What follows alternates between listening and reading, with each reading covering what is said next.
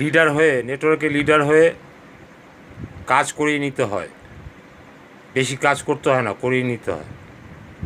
যেমন আমি লিডার হওয়ার পরে আমার ইমিডিয়েট ধরুন 6 জন আছে, তা আমি 2 জনকে ডেকে পাঠালাম যে কালকে তোরা আমার বাড়িতে দেখা করিস তো কাজে বেরোনোর আগে।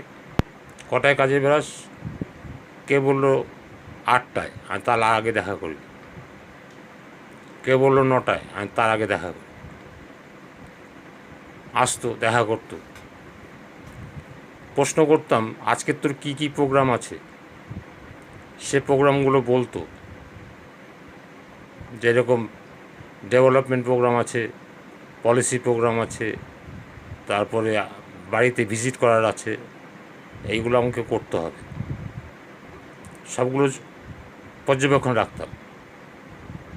তারপর একটা জুনিয়র যখন আসতো তাকেও জিজ্ঞাসা করতাম, কেননা কারোর 8টার আগে, কারোর 9টার আগে আসার টাইম, তাই সেই বুঝে তাকেও প্রশ্ন করতাম কী কী কাজ আছে। কাজগুলোর মধ্যে যদি কোথাও কঠিনত্ব দেখতাম তাহলে বলতাম আজকে তোর সাথে আমি বেরোবো, তাহলে তুই বেরোনোর সময় আমাকে নিয়ে নিস, আমি তোর সাথে বেরোবো। সে বাধ্য হতো এবং সেই প্রোগ্রামগুলো ওকে সঙ্গে রেখে আমি করে দিতাম। তাতে সেও আকৃষ্ট হতো এবং নতুন কিছু শিখতে পারতো, কীভাবে সাকসেস করতে হয় সেইগুলো শেখাতাম।